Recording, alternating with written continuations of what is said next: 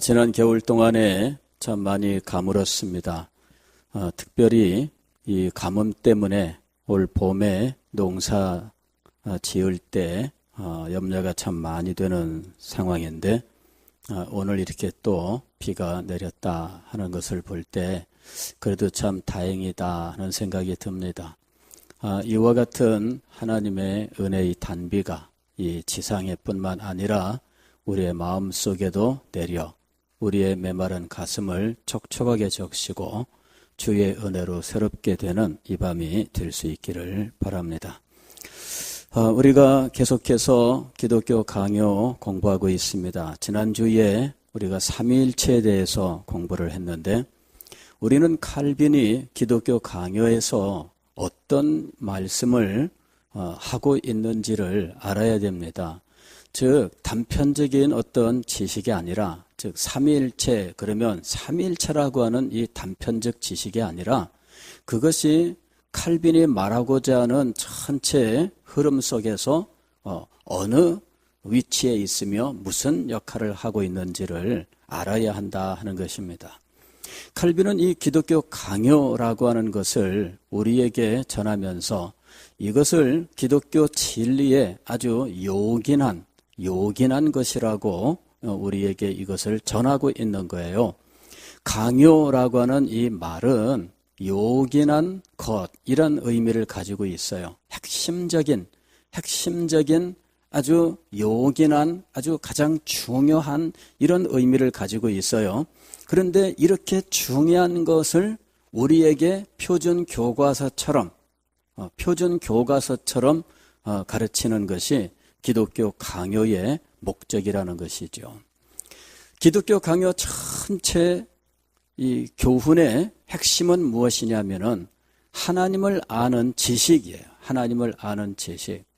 인간의 특징을 한마디로 이야기한다면 지식을 가진 존재라는 거예요. 물론 이 세상의 짐승들도 일정 부분 지식을 가지고 살아갑니다. 코끼리 같은 경우에는 굉장히 지능이 발달해서 코끼리들은 굉장히 오래된 나이 많은 코끼리가 아프리카 사바나 지역 여기는 건기 우기가 뚜렷하기 때문에 건기가 6개월 동안 지속될 때에는 강물들이 다 말라버려요. 그래서 물을 찾아서 이제 이 무리들을 나이 많은 이 코끼리가 인도를 하는데 수십 년 전에 갔었던 이 물 있는 그 지역을 나침반도 없이 찾아간다는 거죠. 그러니까 이 코끼리가 길 찾아가는 이것은 엄청난 능력이에요. 그리고 코끼리들은 이와 같은 지식을 후대에게 전하고 있어요. 이렇게 앞서 이 나이든 코끼리가 인도에 나가면 젊은 코끼리들이 그 뒤를 따르면서 그 길을 배워서 나중에 이 코끼리가 자기 후배들을 이끌어가는 거예요. 그러니까 이 코끼리들의 지식이라고 하는 것은 생존을 위하여 필수적인 지식이 되고 있다 하는 것이죠. 그런데 인간에게 있어서 이 지식은 아주 좀 특별합니다. 인간에게 있어 그가 가진 지식은 크게 두 가지로 말할 수가 있는데 하나는 하나님을 아는 지식이며 다른 하나는 자신을 아는 지식이라는 것이죠. 이때 자신이라고 하는 것은 인간 자기를 포함해서 인간이 살고 있는 이 세상에 대한 지식을 의미하는 것이죠. 하나님을 아는 지식과 하나님 이외에 하나님께서 우리를 이 땅에 두시고 살게 하신 우리와 우리를 둘러싸고 있는 이 세계에 대한 지식, 바로 이것으로 우리가 가진 지식을 나눌 수 있다는 것이에요. 그런데 이 하나님을 아는 지식은 우리로 하여금 하나님을 경외하게 하고 하나님을 믿고 의지하게 하고 하나님을 신뢰하면서 하나님께 대한 예배로 우리를 이끄는 역할을 한다는 것이죠. 그래서 하나님께서는 우리에게 하나님 지식이라고 하는 것, 즉 하나님을 아는 지식이라고 하는 것을 우리에게 끊임없이 주시는 거예요. 하나님께서 우리에게 이 지식을 주셔서 우리로 하여금 하나님을 경외하게 하셔요. 하나님을 아는 지식을 가졌는데 하나님을 경외하는 자리에 이르지 못한다면 그는 하나님을 아는 지식을 참되게 가진 것이 아니에요. 하나님이 우리에게 지식을 주시는 목적이 있습니다. 이것은 하나님을 경외하며 하나님을 믿고 의지하며 하나님을 신뢰하면서 하나님께 나아가서 예배하게 하기 위해서입니다. 즉 하나님을 아는 자는 하나님을 예배하는 자리에 이르게 되는 거예요. 이렇게 하나님께서 하나님께 대한 예배로 인도하는 지식을 우리에게 전하시는데 이것을 가리켜서 우리는 계시라고 부르는 거예요. 하나님께서 우리에게 하나님 지식을 가르쳐 주시는데 하나님이 우리를 가르치시는 이 행위를 가리켜서 계시라고 불러요. 하나님의 계시. 그런데 하나님의 계시는 크게 둘로 나눌 수가 있지요. 하나는 일반 계시라고 부르고 하나는 특별 계시라고 부르는데 일반 계시는 자연 계시라고 불러요. 이 자연을 보면서 하나님께서 창조하신 이 세계를 통해서 우리는 하나님을 알게 되는 것이죠. 그리고 하나님께서 우리에게 하나님의 형상을 주셔서 생각하게 하시고 그리고 어떤 결론에 도달하도록 하시는 이성을 주셨는데 이 이성도 자연 계시, 즉 일반 계시의 한 부분이에요. 우리들이 이성을 동원해서 자연을 관찰하고 이치를 깨닫고 하는 이 과정을 통해서 하나님을 알게 하셨다는 것이죠. 그리고 이것과 더불어서 하나님께서는 특별히 성경을 주셔서 하나님을 알게 하셨어요. 이 성경이 특별 계시입니다. 이렇게 일반 계시와 특별 계시를 주셔서 하나님을 알게 하셨는데 일반 계시는 하나님을 아는 데 있어서 일정 부분 하나님을 아는 데 도움을 줄 수는 있지만 그러나 결정적으로 부족함이 있다 하는 것입니다. 철학자들이 자연을 보고 이치를 깨닫고 그래서 하나님에 대하여 여러 가지로 진술을 했는데 하나님은 영원하고 무한하며 불변하신 분이시며 하나님은 진실하시고 인자하시며 선하시고 의로우신 분이시다. 하나님께서 이런 하나님이시다라고 하는 사실을 철학자들도 아주 논리정연하게 정리해냈어요. 그러면 성경이 가르치는 하나님과 철학자들이 가르치는 하나님은 어떻게 다르냐 하는 것이죠. 철학자들이 비록 하나님이 영원하신 분이시고 무한하신 분이시고 불변하시는 분이시며 하나님은 공의로우신 분이시며 인자하시고 진실하신 분이시다라고 말할지라도 철학자들이 아는 그 하나님은 부족해요. 하나님께 대하여 결정적으로 부족한 것 하나가 있는데 그것은 삼위일체 하나님을 알지 못한다 하는 것이에요. 하나님은 오직 한 분이시다라고 하는 것은 이 철학자들도 도달할 수 있는 결론이에요. 다만 대부분의 철학자들은 하나님을 한 분이라고 알지 못한 채 세상에는 많은 신들이 있다고 생각을 한 거죠. 그러나 철학자들도 하나님은 한 분이시다라고 하는 결론에 도달할 수는 있어요. 왜냐하면은 무한하며 완성된 이 완전자는 오직 하나밖에 없다라고 하는 이런 철학의 가정 때문이에요. 철학에서는 완전한 것은 하나밖에 없는 것이죠. 그래서 하나님은 완전하신 분으로서 한 분밖에 없다라고 하는 결론에 도달할 수는 있습니다. 그러나 철학자들이 결코 도달할 수 없는 하나님의 모습이 있는데 그것은 삼위일체 하나님이에요. 자, 삼위일체 하나님에 대한 지식이 없이 영원하고 무한하며 홀로 하나이신 하나님, 공의롭고 인자하며 진실하신 그 하나님을 믿는다면 그가 드리는 예배는 하나님께 대한 참 예배가 될까요? 안 될까요?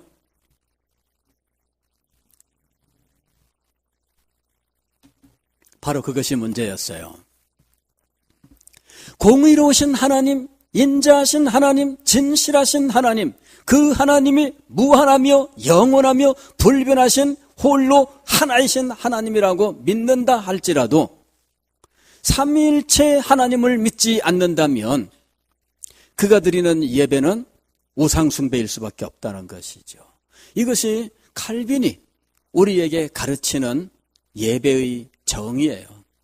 하나님이 어떤 분이신지 참된 지식이 있어야 하나님을 참되게 예배할 수 있습니다. 그런데 하나님께 대한 이 지식이 온전하지 못하다면 그가 드리는 예배는 진실된 예배일 수가 없으며 이것은 우상 숭배와 동일하다 하는 것이에요. 그래서 칼빈은 삼위일체 하나님에 대해서 말씀을 한 겁니다. 왜냐하면은 하나님께 대하여 철학자들도 도달할 수 있는, 그리하여 우리가 성경을 통해서 철학자들의 그런 주장들이 성경에서도 찾아볼 수 있는 하나님의 모습이라고 하는 것을 확인했다 할지라도 삼위일체 하나님을 알지 못하며 삼위일체 하나님을 경배하지 못하는 철학자들의 주장은 오히려 우상 숭배일 뿐이다 라고 하는 결론을 말하는 거예요. 그러면서 이 삼위일체에 대해서 논증을 한 거예요. 성경을 보면은 당연히 삼위일체 하나님의 이 하나님께 대한 결론에 도달할 수밖에 없다는 것이죠. 성부 하나님은 당연히 우리가 인정할 수 있습니다. 그러나 성경을 보면은 성자도 하나님이시고 성령도 하나님이셔요. 각각 하나님이십니다. 그럼에도 불구하고 세 분이 아니라 한 분이 되는 것, 바로 이것이 하나님의 신비라고 하는 것이죠. 이 신비하신 하나님을 알고 하나님을 예배해야 된다 하는 거예요.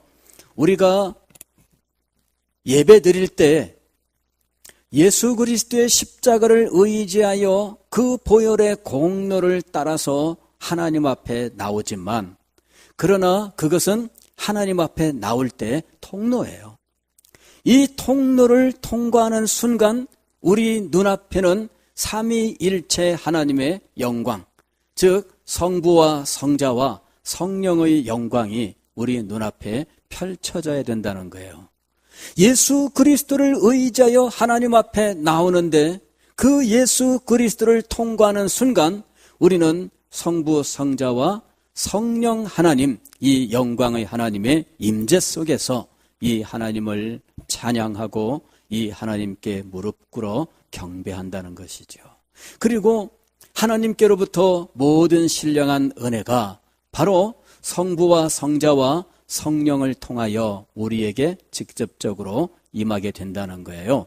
그래서 축도할 때에 성부와 성자와 성령으로 성령의 교통하심이, 성자의 은혜, 또 성부의 사랑, 또 성령의 교통하심이 너희 무리와 함께 있을지어다. 이게 삼위일체의 축복이에요. 우리가 예수 그리스도를 통해서 받는 은혜가 있어요. 그러나 예수 그리스도만을 통하여 은혜를 받는 것이 아니라 성부를 통하여 은혜를 받고 성령을 통하여 은혜를 받아요. 이렇게 우리가 받는 모든 은혜, 모든 신령하고 영광스러운 것들은 성부, 성자, 성령, 삼위일체 하나님께로부터 받는 거예요. 그것을 축도해서 성자의 사랑, 이 은혜, 성부의 사랑, 성령의 교통, 이렇게 표현을 한 거예요. 그렇게 하여 우리는 삼위일체 하나님으로부터 모든 은혜의 총체, 전부, 그 거룩하고 영광스러운 그 풍성한 것을 받게 되어 있다는 것이죠. 그런데 이런 하나님께 대하여 제대로 알지 못하는 사람들이 있습니다. 하나님께서 자연을 통하여 일반 계시를 주셨으나 이 하나님의 이 일반 계시를 인간들이 자기의 이성을 통하여 알지 못하는 것을 억지로 생각하다가 잘못된 결론에 도달하여 우상숭배에 빠지는 일들이 있습니다. 이제 기독교 강요 제14장에서는 바로 이런 문제들에 대해서 다루고 있어요. 인간의 사색으로 하나님의 창조에 대해서, 그리고 창조의 의미에 대해서 알 수 있는가? 알 수 없어요. 그런데 어떤 사람들은 자기가 알지 못하는 부분을 마치 알 수 있는 것처럼 과도하게 자기의 이성을 동원하였다가 잘못되는 일들이 있더라 하는 것이지요. 사람들이 땅의 기초와 하늘의 운행을 보고도 참 하나님이 누구신지 알지 못하기 때문에 우리는 하나님에 대하여 더욱더 자세하게 묘사해야 된다, 이렇게 이야기해요. 하나님께 대해서 우리가 자세하게 말해야 되는 이유가 무엇이냐 하면 사람들이 뻔히 보면서도 엉뚱한 이야기를 하기 때문이에요. 그럴 땐 어때요? 답답하죠. 예, 뻔히 보이는데 엉뚱한 얘기를 하는 거예요. 그럴 때는 답답해요. 그래서 우리는 더욱더 힘써 이 하나님에 대하여 우리가 설명해야 된다는 것이죠. 하나님께 대해서 우리가 하나님의 말씀을 통해서 강론해야 되는 이유가 무엇입니까? 이 뻔한 하나님, 이 하나님을 사람들이 엉뚱하게 받아들이고 있기 때문이에요. 창조 세계를 보면서 하나님을 발견하지 못하는 사람들이 얼마나 많은지 몰라요. 1950년대 우주를 개척하는 이런 과학의 발전이 이루어졌는데 소련이 앞서갔어요. 소련이 먼저 인공위성을 쏘아 올리고 그리고 사람을 태워서 인공위성을 우주 공간에 올렸던 거죠. 최초로 우주선을 타고 이 우주 공간으로 올라갔던, 물론 그렇다고 해서 지구를 완전히 벗어난 건 아니죠. 예. 그러나 어쨌든 비행기로는 도저히 미치지 못하는 그곳까지 올라가서 정말 우주 공간을 느껴본 사람이 있었는데 이 사람이 소련의 유리 가가린이라고 하는 사람이에요. 이 사람이 돌아와서 뭐라고 얘기했느냐 하면 자기가 우주에 가봤는데 하나님은 없더라, 이런 거죠. 우주에 가봤는데 하나님이 없더라는 거예요. 안 보인다는 거죠. 자기가 가서 보고 왔는데 하나님이 있기는 뭘, 이렇게 얘기한 거예요. 그랬더니 사람들이 박수 치면서 저 사람이 우주 공간에 가서 살펴보고 왔으니 저 말이 진짜다, 그런 거죠. 참 그 말을 그대로 믿는 사람들도 참 우습고 그 말을 하면서 의기양양해한 이 사람도 참 우스울 수밖에 없죠. 자, 그가 과연 하나님을 볼 수 있는 눈이 있는가? 하나님이 만드신 태양을 우리 눈으로 볼 수 있을까요? 저도 어린 시절에 태양을 보고자 했던 적이 있어요. 눈 이렇게 해가지고서는 어린 시절에 태양을 보려고 하늘을 이렇게 보는데 세상에 눈이 안 떠지는 거 있죠. 눈이 안 떠져가지고 눈이 이렇게 되는 거예요. 억지로 뜨려고 막 아무리 해도 안 떠지더라고요. 그래서 제가 손가락으로 눈을 잡아당겼어요. 어떻게 됐을까요? 예, 잠시 후에 눈앞이 안 보이는 거 있죠. 눈앞이 하얗게 되더니 막 이따만한 그 동그란 불덩어리 같은 것이 그냥 이 눈앞에 크게 보이는데 이게 안 없어지는 거예요. 눈을 뜨고 있어도 이 동그란 그 검은, 그러면서 또 빨간 이런 그 덩어리 같은 것이 눈앞에서 안 없어져 가지고 안 보이는 거 있죠, 앞이. 야, 놀랬어요. 여러분, 그래도 제가 그걸 그래도 몇 초 보다가 말았기에 망정이지, 억지로 이게 손 벌리고서는 막 1분씩 있었으면 어떻게 됐을까요? 그랬으면 아마 제가 여러분들을 못 봤을 겁니다. 예. 사람의 이 눈, 우리의 눈은 태양을 볼 수 없어요. 1초는 볼 수 있을지 몰라요. 그러나 태양을 볼 수 없습니다. 보면은 우리의 눈은 소위 말하면은 멀어서, 눈이 멀어서 소경이 될 수 있어요. 굉장히 위험하죠. 하나님께서 창조하신 태양조차도 우리는 맨눈으로는 볼 수 없습니다. 그런데 감히 하나님을 보았다 이러는 거예요. 하나님을 자기가 봤더니 하나님이 안 계시더라. 자기가 올라간 곳이 우주 전부였을까요? 우주 전부랑 비교하면은 사실 먼지 하나도 안 되는 정도의 어떤 지역에 갔던 것 뿐이거든요. 예. 사람들은 과도하게 자기를 과신하는 이런 잘못이 있어요. 사람들은 자기의 생각을 과신해요. 사람들은 자기의 경험을 과신해요. 사람들은 자기 자신을 지나치게 높이는 문제점을 가지고 있어요. 철학자들은 철학자들대로 자기 마음대로 생각을 합니다. 그리고 내린 결론 중에 하나가 하나님은 우주의 정신이다. 인간이 몸에 인간의 영혼이 깃들어 있는 것처럼 우주에는 하나님의 영이 깃들어 있다. 이렇게 이야기를 했어요. 그래서 이 우주, 즉 자연이 곧 하나님이다라고 하는 결론에 도달을 한 거죠.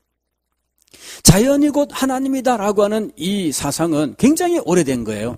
그리고 이것이 현대 철학의 시조가 되는 현대 철학의 그 변증법을 이제 발전시켰던 이 헤겔이라고 하는 사람이 이와 같은 우주 정신을 절대 정신이라는 용어로 설명을 했었던 거죠. 이게 사실은 우주를, 즉 이 자연을 하나님으로 보는 이런 뿌리 깊은 인간의 이 철학 사상의 한 갈래라고 하는 것이죠. 인간은 오래전부터 우주를 하나님으로 이야기해 왔어요.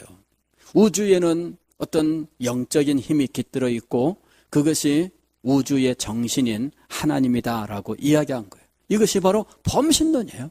동양에서는 이런 범신론이 무엇으로 이제 됐느냐 하면은 자연과 인간은 하나다라고 하는 이와 같은 이 사상으로 발전을 해요. 동양에서는 이 선이라고 하는 것이 발달을 했는데 선에서 최고로 이 선의 어떤 정점에 도달하게 되면 그가 깨닫는 것이 무엇이냐면 자연과 나는 하나다라고 하는 것을 깨닫는다는 거죠. 이게 바로 모라일체라고 부르는 거예요. 즉 나라고 하는 이 존재와 나가 아닌 존재가 둘이 아니라 실상은 하나다라고 하는 거죠. 이렇게 인간이 자연과 하나다라고 하는 사실을 깨닫고 실제로 자연과 인간이 하나 되는 어떤 경험, 이것이 신비체험이에요. 그런 신비체험을 합니다, 여러분. 그러니까 체험 중심으로 가게 되면 여러분 잘못되는 이유가 무엇이냐면은 체험이 절대적이 아니기 때문이에요. 기독교에서 우리가 신앙생활하면서 많은 체험들을 하게 됩니다. 우리의 감정으로도 체험을 하고 또 우리의 어떤 육체의 어떤 감각으로도 체험을 하고 우리의 마음이나 육체는 아닌데 뭔가 설명할 수 없는 무엇인가도 체험을 해요. 그런데 이런 체험들이 참된 지식에 근거하고 있는가를 확실하게 분별을 해야 된다는 이야기예요. 체험을 제1로 두게 되면 그거는 어떻게 되냐면은 우리는 다른 모든 종교들과 차이를 찾을 수가 없어요. 왜냐하면은 이 세계에 있는 종교들은 다 체험을 갖고 있기 때문이에요. 체험이 없이 종교가 이루어질 수 있을까요? 체험이 없으면 종교가 성립되지 않아요. 체험이 있어요. 방언, 기독교에만 있을까요? 아니에요. 전 세계 종교의 방언을 가진 종교들이 많이 있어요. 우리는 방언이 유일한 성령의 역사라고 생각하지만 그러나 전 세계 종교를 찾아보면 방언을 하는 종교들이 많이 있어요. 꿈을 꾸는 거 우리 기독교에만 있을까요? 아닙니다. 뭔가 황홀경에 빠지고 나도 없고 세상도 없다라고 하는 어떤 신비체험에 들어가는 일들 기독교에만 있을까요? 그렇지 않아요. 타 종교 사람들이 자기의 종교 체험을 기록하고 있는 부분들을 보게 되면, 체험만으로 보게 되면 굉장히 놀라워요. 우리가 알고 있는 유명한 불교의 이 성철 스님이라고 하는 사람이 있잖아요. 이 사람도 젊은 시절에 면벽을 하고 이제 이 화두를 붙들고 이제 참선에 들어가서 수행을 하는데, 이 사람이 그 수행을 끝낼 때에는 어떤 체험을 해요. 그 체험을 하고 나서 이 수행을 끝내는 거예요.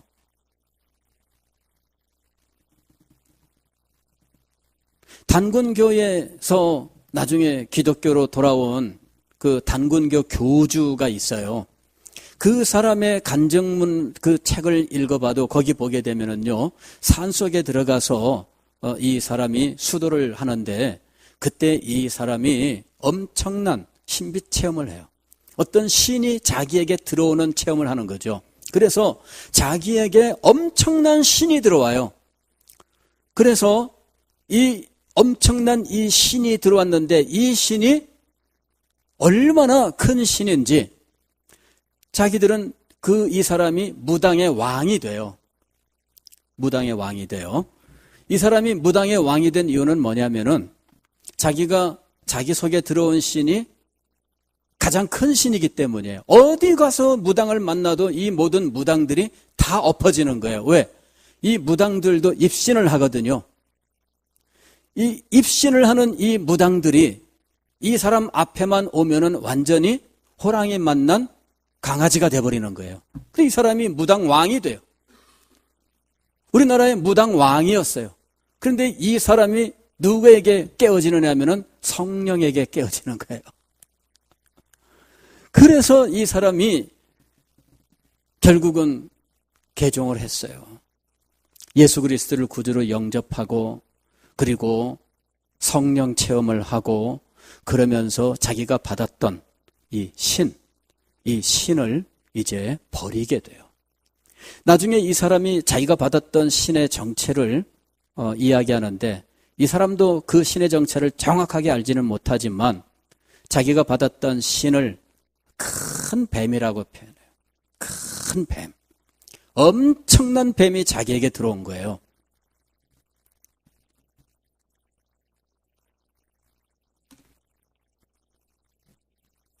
어느 종교나 체험이 있어요.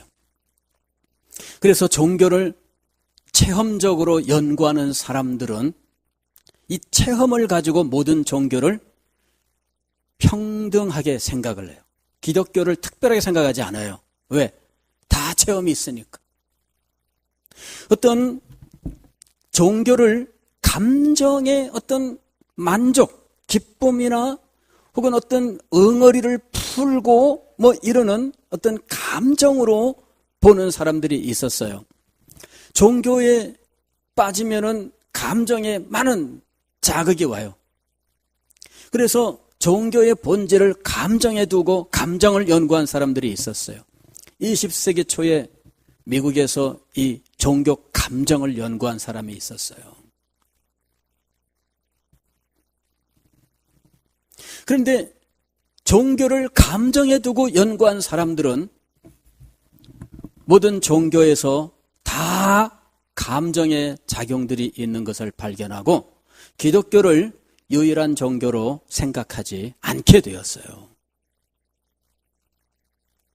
불교에 심취하여 무엇인가 체험한 사람도 감정적으로 많은 체험을 하고 만족과 기쁨을 얻어요. 평안을 얻어요. 도대체 그들과 우리가 다른 점이 무엇이냐 하는 거죠. 여러분의 마음속에 응어리가 풀렸습니다. 도대체 타 종교에서 그런 경험을 한 사람들과 여러분이 도대체 무슨 차이가 있습니까?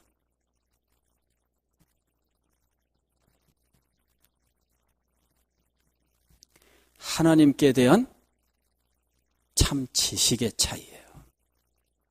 체험의 차이가 아니에요. 감정의 차이가 아니에요. 여러분, 우리가 저 사람들은 우상 숭배하는 사람들이다 이렇게 얘기할지 모르지만은 체험 면에서 보게 되면은 그 사람들도 분명히 무엇인가 몰입하게 하는 체험을 하는 거예요.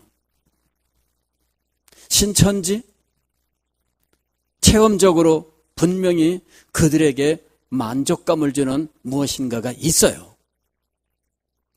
그것을 두고 객관적으로 체험만 두고 이야기하면 똑같아요.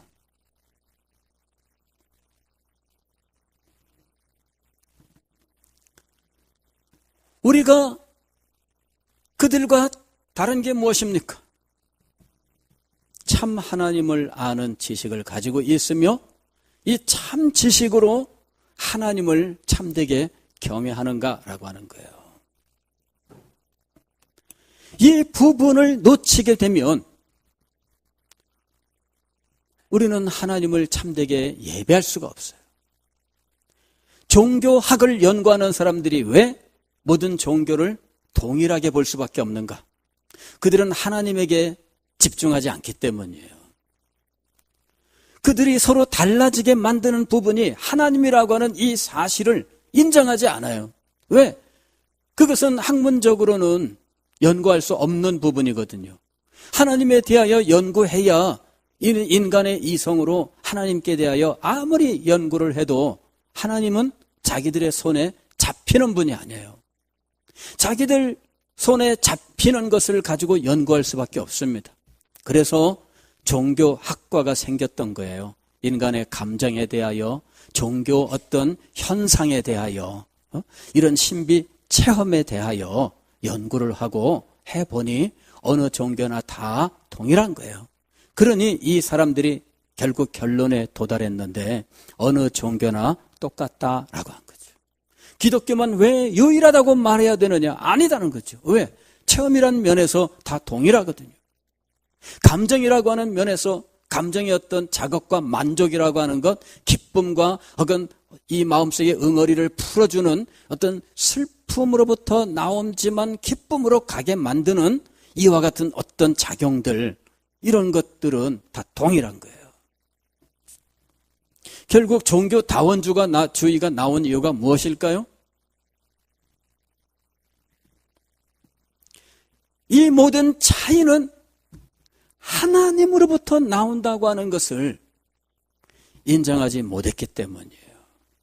그들이 하나님을 바로 알지 못했기 때문에 결국은 하나님이 아닌 다른 것들을 가지고 비교하면서 결국에는 종교 다원주의, 즉 어느 종교를 믿으나 다 동일한 구원에 도달한다. 그냥 가는 길만 다를 뿐이다. 이렇게 이야기하게 된 거예요. 나타나는 현상들이 다 비슷비슷하거든요. 우리가 하나님을 아는 이 참된 지식을 가지고 하나님과의 신령한 교통 속에서 하나님을 더욱더 알아가는 이 체험과 우상을 섬기면서 그들이 그 속에서 무엇인가에 의하여 자극받는 것을 외부인들의 눈으로 볼 때에는 다 똑같다라고 말하게 되는 거예요. 왜? 그들은 하나님을 알지 못하기 때문이죠.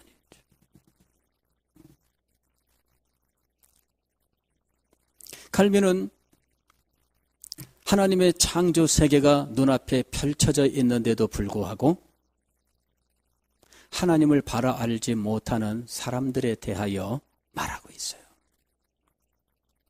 하나님을 우주의 정신이라고 말한다든지, 현대에 와서라면은 진화론 같은 것이, 진화론은 우주 자체를 신으로 보지 않습니다.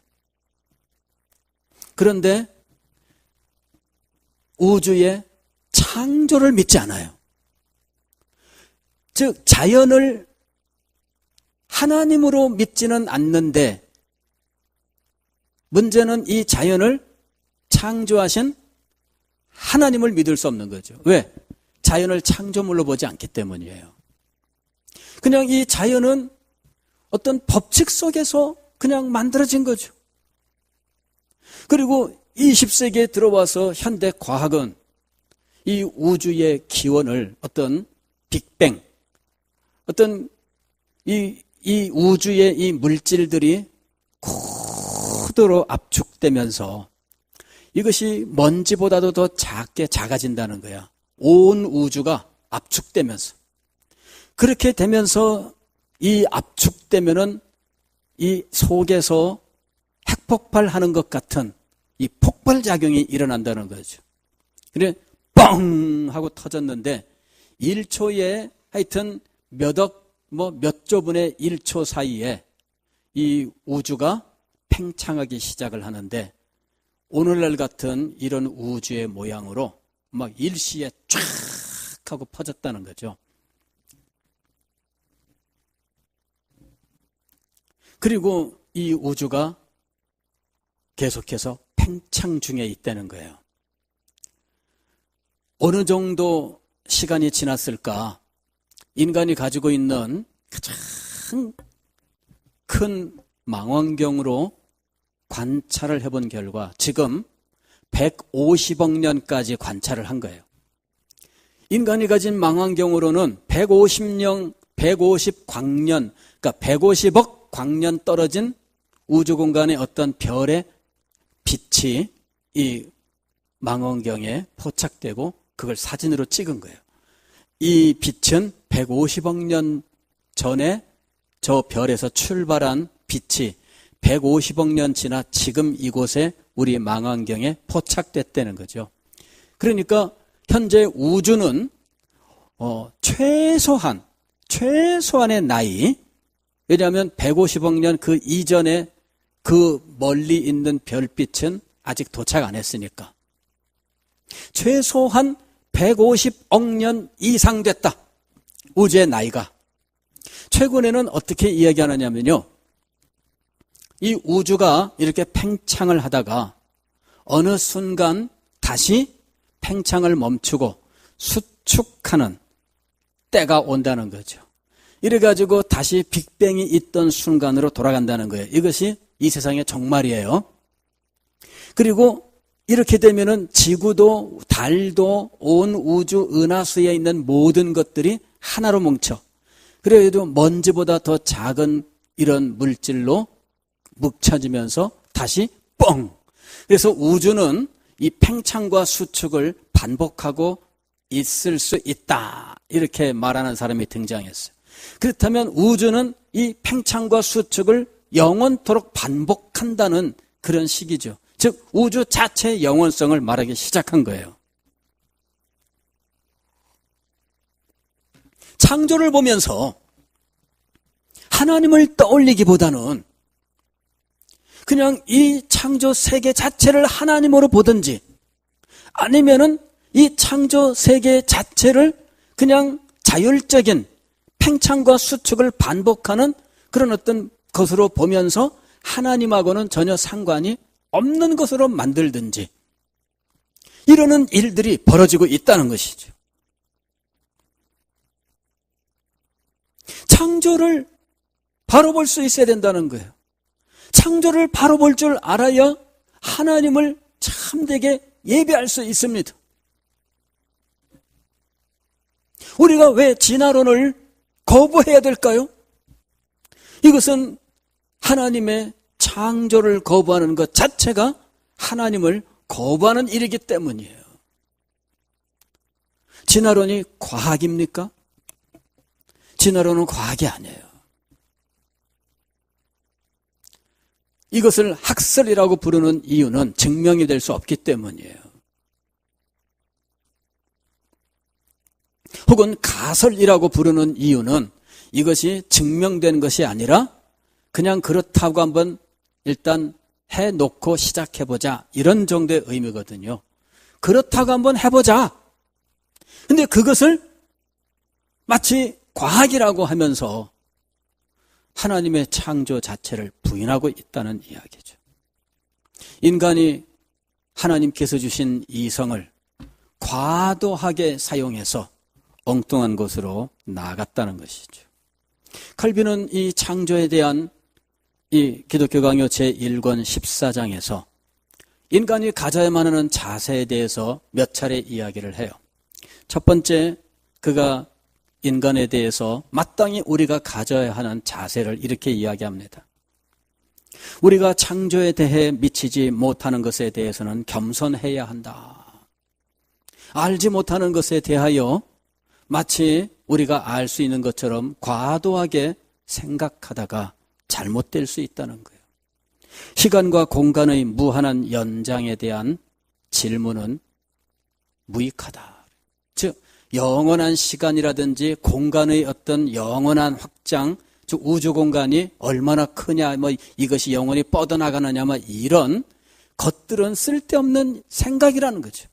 그런 알 수 없다는 거예요. 그런 부분에 대해서 알지도 못하는 것을 마치 자기의 생각이 답인 것처럼 이걸 말하는 것, 이거는 어리석다는 거죠. 만물의 원인을 하나님의 거룩하신 뜻 이외 이곳에서 찾는 것도 역시 문제라는 거예요. 우리가 가져야 될 자세는 미치지 못하는 것, 창조에 대하여 우리의 이성으로 미치지 못하는 것에 대해서는 겸손해야 된다. 또 우리가 가져야 되는 자세에 대해서 두 번째로는 이렇게 이야기해요. 천사에 대한 이야기를 하면서 우리가 알 수 없거나 성경이 침묵하는 것에 대해 기꺼이 단념하는 것이 우리의 의무이다. 이렇게 이야기해요. 단념하는 것이 우리의 의무이다. 이렇게 얘기하는 것이죠. 우리가 알 수 없는 부분들, 가령 천사에 대해서 하나님이 천사를 창조하신 것은 분명합니다. 그러나 천사에 대해서 우리가 알지 못하는 것이 많아요. 도대체 천사는 몇 명이나 있는지, 또 천사가 어떤 종류가 얼마나 되는지, 천사들의 계급은 어떻게 되는지 우리가 알 수 없어요. 천사에 대해서 성경이 말씀하고 있는 것들이 있기는 해요. 천사들이 분명히 있긴 있어요. 그룹이라고 부르는 천사도 있고 스랍이라고 부르는 천사도 있어요. 그래서 그룹이라고 하는 천사는 하나님의 영광의 보좌 옆에서, 스랍이라고 하는 천사들은 하나님의 또 그 보좌에서 날면서 이 천사들이 날개 6개를 가진 모습으로 묘사가 되기도 하고 그래요. 그런데 이 천사들에 대하여 우리가 사실은 알지 못한다 하는 것이 정답입니다. 천사에 대한 여러 가지 표현들이 있어요. 성경을 보게 되면 천사, 천군, 혹은 권세, 정사, 주관하는 자, 혹은 보좌, 이런 용어로 천사들을 표현하고 있어요. 그 다음에 천사장도 등장하죠. 우리가 잘 아는 천사장 중에 미가엘, 가브리엘, 이런 천사들이 있어요. 성경에 나오는 이름이에요. 가브리엘은 이스라엘 백성을 지키는 천사로 등장하고요. 미가엘은 이스라엘을 지키는 천사로 등장하고요. 가브리엘은 하나님의 소식을 전하는 메신저로 주로 등장을 합니다. 요셉에게 또 마리아에게 나타나서 아기 예수의 탄생을 전달한 천사가 가브리엘이에요. 그 다음에 또 라파엘이라고 하는 천사도 있죠. 근데 이거는 우리 신구약 성경에는 안 나와요. 우리가 성경으로 인정하지 않는 이 외경 속에 라파엘이라고 하는 이름이 등장을 해요. 그 다음에 우리엘이라고 하는 이름도 있는데 이것도 역시 신구약 성경에 등장하는 것이 아니라 랍비들의 문헌 속에 등장하고 있는 이름일 뿐이에요. 그래서 우리가 천사의 이름으로 확실하게 알 수 있는 것은 미가엘과 가브리엘이에요. 그 외에는 우리가 알지 못해요. 루시퍼는 뭡니까? 루시퍼는 그냥 천사의 이름이라기보다는 계명성이라고 하는 그 샛별을 가리키는 라틴어예요. 헬라어나 히브리어가 아닙니다. 그냥 우리말로 샛별 하는 이 말을 라틴어로는 루시퍼라고 불러요.